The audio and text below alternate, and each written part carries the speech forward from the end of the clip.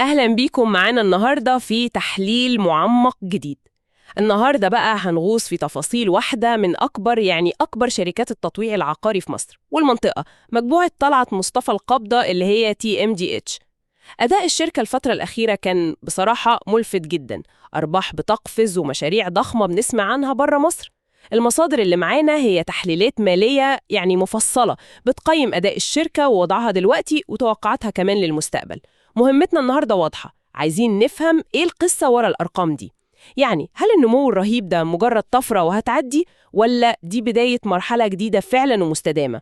والتوسع الإقليمي الطموح ده هل هو فرصة ذهب، ولا مليان مخاطر؟ خلينا نحاول نوصل لإجابات سوا. البداية كانت فعلا زي ما بنقول صاروخية في الأرقام الأخيرة، خصوصا القفزة بتاعت الأرباح دي اللي هي أكتر من 200%، والتوسع كمان في السعودية والعراق. خلينا نفصص الموضوع ده حتة حتة. نبدأ الأول بنظرة سريعة كده، مين هي مجموعة طلعت مصطفى بالظبط؟ هي طبعا تعتبر عملاق في التطوير العقاري المصري. ليها تاريخ طويل في بناء مجتمعات عمرانية متكاملة، مش مجرد عمارات سكنية وخلاص، لا، احنا بنتكلم على مدن صغيرة فيها كل الخدمات الممكنة، وده يمكن سر نجاحها في مصر على مدى سنين.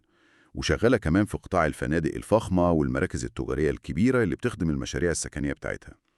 لكن اللي فعلا عامل النقلة النوعية دلوقتي ومحل تركيز التحليلات هو التحول ده من التركيز الكلي تقريبا على مصر لسوق إقليمي أوسع.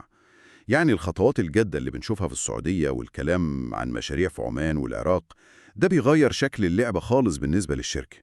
ما بقاش مجرد نمو في الحجم، لا، ده بقى تغيير في طبيعة الفرص والمخاطر كمان. تمام، طموح إقليمي كبير فعلا، بس أكيد الطموح ده محتاج أساس مالي قوي يسنده. خلينا نبص على الأرقام بقى، بتقول إيه عن وضع الشركة المالي؟ هل هي فعلا قادرة تمول التوسعات دي؟ بالظبط كده، الأرقام هي اللي بترسم الصورة الحقيقية. لو بصينا على سنة 2024، الإيرادات وصلت لرقم ضخم، بنتكلم في حوالي 24.7 مليار جنيه. وعشان بس نتخيل حجم النمو، الرقم ده كان 28.4 مليار بس في 2023، يعني زيادة 50% في سنة واحدة. ده نمو كبير جدا لشركة بالحجم ده أصلا. 50% زيادة إيرادات، ده رقم قوي فعلا. بس الأهم دايما الربح الصافي بقى، اللي بيروح للمساهمين في الآخر. هل الربح كبر بنفس النسبة دي؟ هنا بقى المفاجأة الأكبر بصراحة. صافي الربح بعد ما نشيل حقوق الأقلية، يعني الربح اللي رايح لمساهمين الشركة الأم TMGH نفسها، قفز بشكل استثنائي، وصل ل10.7 مليار جنيه في 2024. ده كان كام؟ كان 3.3 مليار بس في 2023. دي زيادة احسبيها كده 224%. ياه، 224%! دي مش مجرد زيادة، دي شبه انفجار في الربحية. طب إيه التفسير اللي التحليلات بتقوله للقفزة الضخمة دي؟ هل هو بس زيادة الإيرادات وخلاص؟ هو بصي مزيج من كذا حاجة، لكن العامل الأبرز اللي التحليلات بتركز عليه هو التحسن الكبير في هوامش الربح. هامش صافي الربح نفسه عالي من 11.7% في 2023 ووصل ل 25.1% في 2024. ممكن نوضح للمستمعين ببساطة إيه هامش صافي الربح ده؟ أكيد، ببساطة شديدة، ده معناه إنه من كل 100 جنيه إيرادات دخلت الشركة في 2024، بقى بيتبقى ربح صافي للشركة الأم حوالي 25 جنيه. ده بعد ما كان بيتبقى أقل من 12 جنيه بس في السنة اللي قبلها. فالزيادة الكبيرة دي بتقول إن في تحسن كبير جدا في كفاءة الشركة وقدرتها إنها تحقق أرباح أعلى من نفس المبيعات. التحليلات بتربط ده غالبا بقدرة الشركة إنها تسعر مشاريعها كويس، يمكن بسبب قوة اسمها التجاري والمجتمعات المتكاملة اللي بتعملها، وممكن كمان تحكم أحسن في بعض التكاليف رغم طبعا الضغوط التضخمية اللي موجودة. فهمت، مش بس بيبيعوا أكتر، لأ، دول بيكسبوا أكتر بكتير من كل جنيه بيبيعوه. ده يخلينا نسأل بقى، هل الأداء القوي ده كان مجرد حدث استثنائي في 2024 ولا استمر معانا في 2025؟ البيانات المبدئية للنص الأول من 2025 بتقول إن الزخم ده مكمل وبقوة كمان. لو بصينا على المبيعات التعاقدية، ودي قيمة العقود الجديدة اللي الشركة أمضتها مع العملاء ودايما بتعتبر مؤشر مهم للطلب المستقبلي، وصلت لرقم ضخم جدا، 211 مليار جنيه في أول 6 شهور بس. دي زيادة 59% عن نفس الفترة في 2024. والأهم من ده صافي الربح في النص الأول من 2025 كمل نمو وسجل 8 و11 مليار جنيه مقارنة ب 4 و8 مليار جنيه في نفس الفترة السنة اللي فاتت. فواضح إن الشركة ماشية على نفس الخطة القوية. أرقام فعلا مبهرة ومستمرة. طيب مع كل الأرباح دي أكيد المساهمين بيسألوا طب نصيبنا إيه من كل ده؟ هل الشركة بتوزع جزء كبير من الأرباح دي عليهم؟ هنا بقى في نقطة مهمة جدا بتكشف لنا استراتيجية الشركة.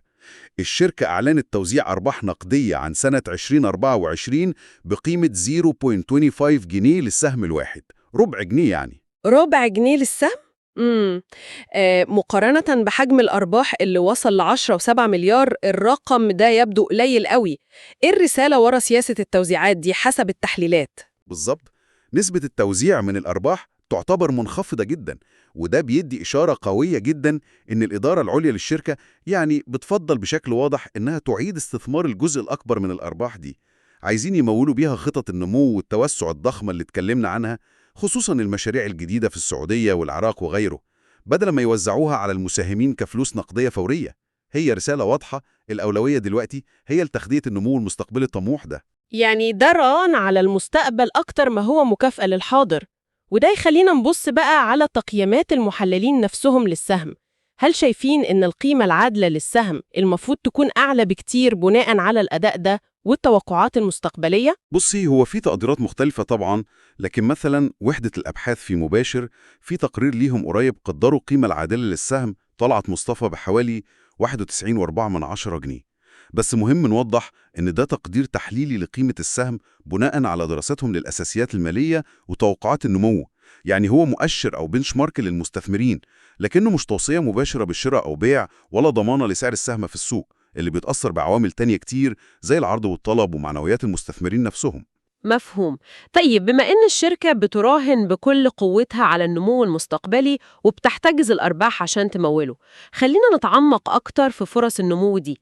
إيه هي المحركات الأساسية اللي التحليلات بتشاور عليها كمصدر للنمو في السنين الجاية؟ في كذا محرك رئيسي بيتم التركيز عليهم. أولاً وده الأهم والأوضح دلوقتي هو التوسع الإقليمي، يعني دخول سوق بحجم السوق السعودي بإمكانياته الضخمة وخطط التطوير الكبيرة اللي فيه. ده لوحده ممكن يفتح آفاق نمو مختلفة تماماً عن مجرد الاعتماد على السوق المصري. ونفس الكلام ممكن ينطبق بدرجة أقل شوية على العراق وعمان لو المشاريع هناك كملت يعني. بس السوق السعودي بالذات معروف إنه يعني ملعب لكبار المطورين هناك، والمنافسة فيه شرسة جداً. هل التحليلات بتوضح إزاي مصطفى ممكن تتميز هناك أو تخلق لنفسها مكانة قوية؟ هل هي بس هتستفيد من نمو السوق وخلاص ولا عندها استراتيجية معينة؟ سؤال مهم فعلاً. التحليلات بتقول إن طلعت مصطفى ممكن تعتمد على سمعتها وخبراتها الطويلة في تطوير المجتمعات الكبيرة المتكاملة دي. النموذج ده ممكن يكون مطلوب بقوة في السعودية مع التركيز هناك على تحسين جودة الحياة وكده، وممكن كمان يدخلوا في شراكات استراتيجية مع جهات محلية هناك. لكن أكيد المنافسة هتفضل تحدي كبير ومحتاجة استراتيجية تنفيذ دقيقة جدا. النجاح مش مضمون لمجرد دخول السوق يعني. المحرك التاني المهم جدا هو محفظة الأراضي الضخمة اللي الشركة أصلا بتمتلكها جوه مصر ولسه ما اتطورتش. دي مش مجرد أصول وخلاص، دي المادة الخام لمشاريع مستقبلية ممكن تكفي عشرات السنين قدام. ده بيدي الشركة أفضلية استراتيجية ورؤية طويلة الأمد وقدرة إنها تتحكم في وتيرة التطوير أكتر من المنافسين اللي ممكن يحتاجوا يشتروا أراضي بأسعار السوق المتغيرة. المحرك الثالث هو استمرار التحسن المتوقع في هوامش الربح. بعض التحليلات بتتوقع إن هامش صافي الربح ممكن يوصل لمستويات قريبة من 38% بحلول سنة 2028. لو ده حصل فعلا مع استمرار نمو الإيرادات كمان، فده معناه إن نمو الأرباح ممكن يفضل ماشي بوتيرة قوية جدا. الوصول لهامش ربح 38% ده يبدو طموح قوي، خصوصاً مع التضخم العالمي وارتفاع التكاليف اللي بنسمع عنه كل يوم. إيه الأسس اللي بتبني عليها التحليلات للتوقع المتفائل ده؟ غالبا بتبقى مبنية على افتراضات زي نضج المشاريع الحالية اللي هوامشها أعلى، والاستفادة من وفرات الحجم مع زيادة حجم الشغل، ويمكن تسعير أقوى للمشاريع الجديدة. ويمكن كمان توقع إن موجة التضخم في تكاليف البناء دي هتقل شوية على المدى المتوسط. لكن أكيد ده هدف طموح وبيعتمد على عوامل كتير ممكن تتغير. وأخيراً طبعاً الطلب الأساسي في السوق المحلي المصري نفسه اللي لسه يعتبر قوي، مدعوم بالزيادة السكانية والحاجة المستمرة لوحدات سكنية جديدة. بالظبط، ده الأساس اللي الشركة بنت عليه نجاحها أصلاً، ولسه يعتبر محرك مهم حتى مع التوسع بره. الصورة كده تبدو وردية جداً بصراحة، أداء مالي تاريخي، توسع إقليمي واعد، مخزون أراضي ضخم، وتوقعات بمزيد من تحسن الربحية. لكن زي ما اتفقنا في الأول، لازم نبص على الوش التاني للعملة. إيه هي بقى التحديات والمخاطر الكبيرة اللي التحليلات بتحذر منها وممكن تعطل مسار النمو ده؟ ده بيرجعنا لسؤالنا الأساسي، هل النمو ده مستدام فعلاً؟ أكيد، والمخاطر دي حقيقية وموجودة، ولازم تتخذ في الاعتبار بجدية. أول تحدي كبير ومباشر هو ارتفاع تكاليف التمويل نتيجة لزيادة أسعار الفايدة عالمياً ومحلياً. الشركات العقارية بتعتمد بشكل كبير على القروض عشان تمول مشاريعها الضخمة اللي بتاخد وقت طويل، وارتفاع تكلفة الديون دي ممكن تضغط على الأرباح. ده غير طبعاً الزيادة الكبيرة في أسعار مواد البناء نفسها وتكاليف العمالة. طيب هل في مؤشرات في التحليلات على قدرة طلعت مصطفى إنها تتعامل مع ضغوط التكاليف دي؟ يعني هل مثلا نجحت إنها تمرر الزيادات دي للمشترين، ولا عندها طرق تتحكم في التكاليف أحسن من غيرها، ولا ده يعتبر سحابة كده بتهدد الهوامش المستقبلية؟ التحليلات بتشير إلى أن الشركة نجحت لحد دلوقتي إنها تحافظ على هوامش قوية ويمكن حسنتها كمان، وده ممكن يكون مؤشر على قوة تسعيرية عندها أو كفاءة تشغيلية. لكن استمرار الضغوط دي بنفس القوة أو زيادتها يعتبر مخاطرة حقيقية على الهوامش المستقبلية، خصوصاً لو حصل تباطؤ في الطلب يخلي تمرير الزيادات أصعب. دي تعتبر نقطة محتاجة متابعة أساسية. التحدي الثاني هو حساسية القطاع العقاري كله للظروف الاقتصادية العامة. أي تباطؤ اقتصادي كبير أو تغييرات حادة في السياسة النقدية، زي رفع كبير للفايدة أو زيادة كبيرة في البطالة، كل ده ممكن يأثر بشكل مباشر وسلبي على حجم الطلب على العقارات، وخصوصاً الوحدات الفخرة أو اللي بغرض الاستثمار. يعني لو حصل ركود اقتصادي سواء في مصر أو حتى في المنطقة ككل مع التوسع الجديد، ده ممكن يضرب الطلب القوي اللي اتكلمنا عنه ده؟ بالظبط، القطاع العقاري من أوائل القطاعات اللي بتتأثر بالدورات الاقتصادية صعوداً وهبوطاً. التحدي الثالث هو مخاطر التنفيذ نفسها اللي مرتبطة بحجم وتعقيد المشاريع. الشركة بتنفذ مشاريع عملاقة وكذا مشروع في نفس الوقت، ودلوقتي كمان في دول مختلفة بقوانين وبيئات عمل مختلفة. أي تأخير كبير في تسليم المشاريع أو مشاكل في جودة التنفيذ أو تجاوزات ضخمة في الميزانيات، كل ده ممكن يأثر سلباً على سمعة الشركة وتدفقاتها النقدية وربحيتها. إدارة مشاريع بالضخامة دي في مصر لوحدها كانت تحدي، فما بالك بإدارتها في السعودية والعراق وعمان في نفس الوقت؟ هل التحليلات بتثير أي قلق بخصوص قدرة الشركة التنظيمية والإدارية على التعامل مع التعقيد اللي بيزيد ده؟ هي بالتأكيد نقطة مخاطرة بيتم الإشارة ليها. النجاح في اللي فات مش ضمانة للنجاح في المستقبل مع زيادة حجم وتعقيد العمليات بالشكل ده.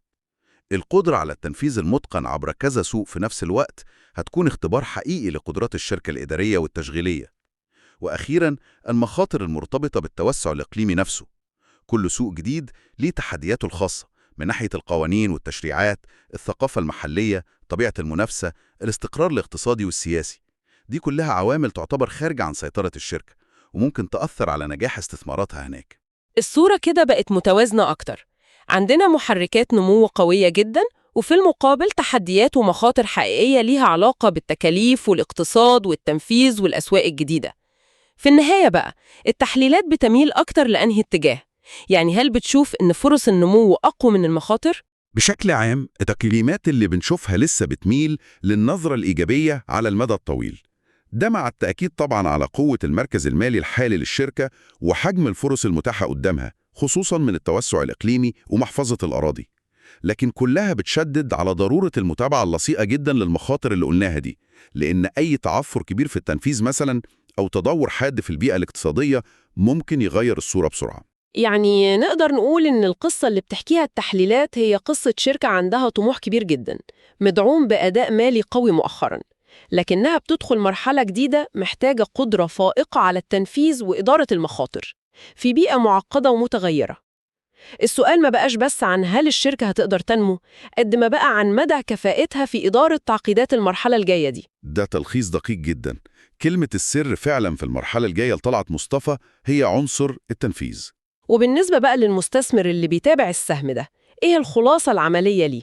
هل السهم ده مناسب لكل أنواع المستثمرين؟ بناء على التحليل وسياسة توزيع الأرباح المنخفضة جداً اللي اتكلمنا عليها، السهم يبدو مناسب أكتر للمستثمرين اللي بيدوروا على نمو رأس المال على المدى الطويل capital growth، ويكونوا مستعدين يتحملوا درجة من المخاطرة المرتبطة بالتنفيذ والظروف الاقتصادية، وعندهم صبر لحد ما خطة التوسع دي تترجم لأرباح أكبر في المستقبل. هو أقل مناسبة للمستثمرين اللي بيعتمدوا بشكل أساسي على الدخل الدوري income من التوزيعات النقدية المنتظمة، لأن الشركة حالياً زي ما قلنا بتفضل تحتفظ بالأرباح عشان تعيد استثمارها. ممتاز.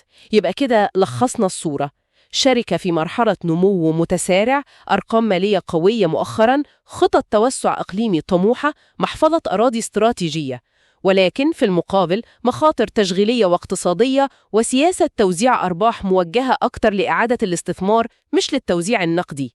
تماماً كده. شكراً جداً على التحليل الواضح ده. أعتقد غطينا جوانب كتير مهمة بخصوص وضع مجموعة طلعت مصطفى الحالي وتوقعاتها المستقبلية بناء على المصادر المتاحة. ونقطة أخيرة يمكن تستدعي التفكير للمستقبل وبتبني على اللي ناقشناه، بعيداً عن المشاريع الحالية اللي اتعلن عنها ومع استمرار التغيرات الاقتصادية العالمية وتعقيدات الأسواق. السؤال هو إزاي ممكن مجموعة طلعت مصطفى تحتاج إنها تبتكر أو تكيف نموذج عملها الأساسي عشان تضمن استدامة النمو العالي ده في العقد الجاي؟ يعني هل مجرد تكرار نموذج المجتمعات المتكاملة اللي نجح في مصر هيكون كافي في أسواق جديدة مختلفة زي السعودية والعراق على المدى الطويل؟ ولا الشركة هتحتاج تطور أساليب جديدة في التطوير العقاري نفسه، أو نماذج تمويل مبتكرة، أو يمكن حتى تتوسع في أنشطة مرتبطة لكن مختلفة عشان تحافظ على زخم النمو ده في بيئة عالمية بتزيد تعقيد وتنافسية؟ ده سؤال استراتيجي مهم للمتابعة في الفترات الجاية.